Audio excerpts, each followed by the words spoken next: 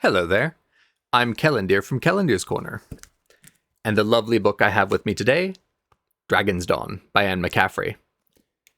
A wonderful, wonderful book about the early days of the colonists coming to the only habitable planet in the Rookbat system.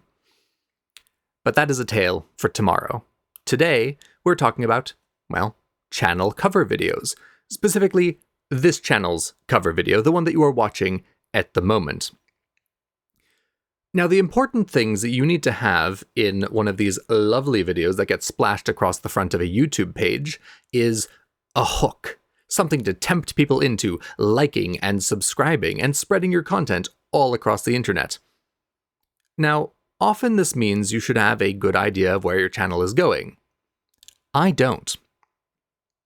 But I do know this. For this channel to be successful, I am going to need to speak about things that are near and dear to my heart, and that means world building and its adjacent disciplines in regards to pen and paper role-playing games, computer games, and novels. So if you are a DM or a player of any pen and paper system, new or old, if you are a budding novelist, or if you are a games programmer, lore designer, whatever you might be, well, this is the channel for you. Here, I am going to be going and delving very deeply and doing a series of super microscopic looks at the actual nuts and bolts of world building. We're going to be doing some broad stroke stuff, getting people started, and then we're going to be delving down into rules and principles, and then how does a sewer system work? How does mortar work? If you're going to have a fantasy world, people are going to be building things. What are they going to build stuff with? How do you make a mortar? Not today, not like Portland cement. How do you go and make one historically?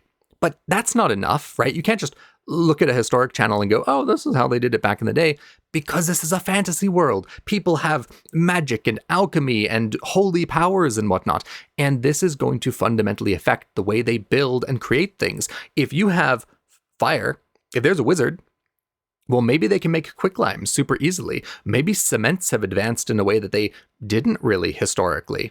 All sorts of crazy stuff like that. We are going to be getting down to that level of detail, and I'm going to be explaining to you, the avid listener, why exactly this is so important for your world, the way it makes it feel more lived in, the way it makes it more believable, and the way that the problems you encounter as you world build become incredibly interesting facets of your cultures and peoples. Because ultimately, while any story depends on the characters fundamentally to drive it forwards, the world is also a character, and your characters are shaped by their environment.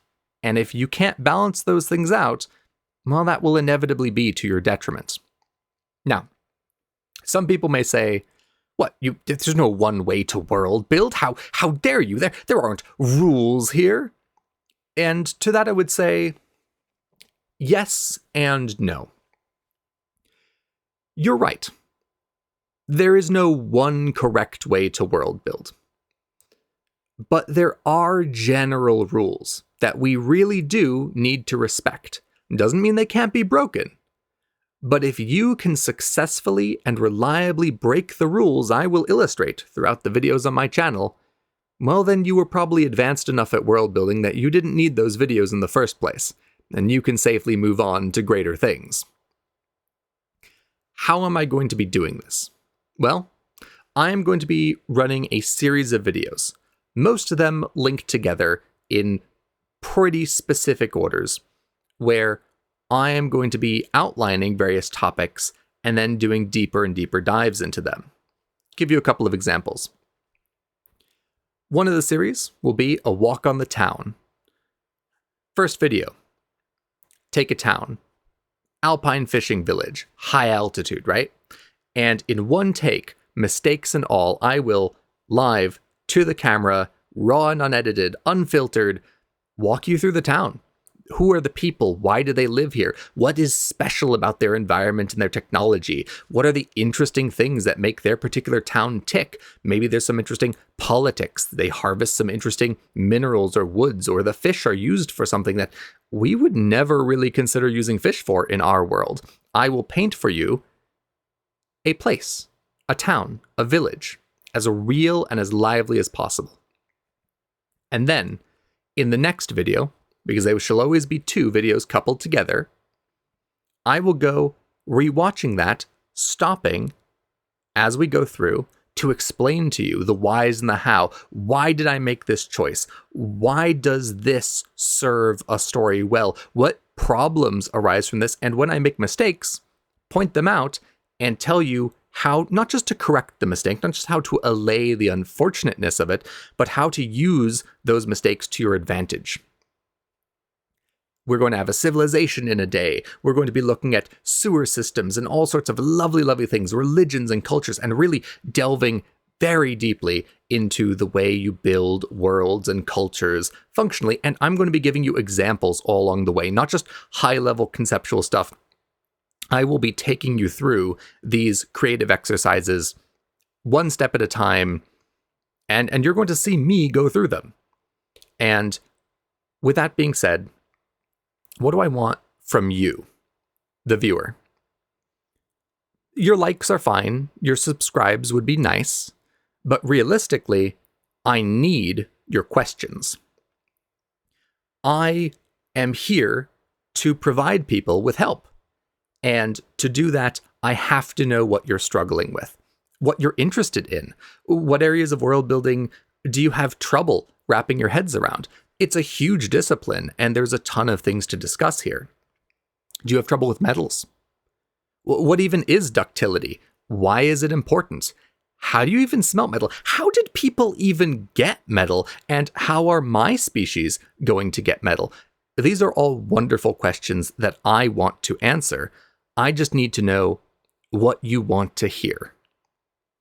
So your questions, more than anything else, under any video, that is what I desire. I want to have that dialogue. I want to have enough questions to be doing very frequent Q&A sessions where I address these things, or in some cases say, hey, here's the title of a video that's going to be coming out soon, where I will do a super deep dive on that topic, and you will then know everything you need to know about that particular instance in a fantasy setting, in a sci-fi setting, so on and so forth.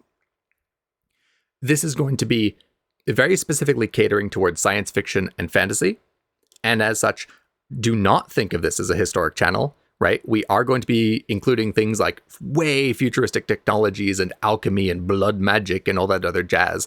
This is going to be fantastical because oftentimes I only see historic content. People go, well, you're world building, so the mortar's going to be like this, and they offer something historic.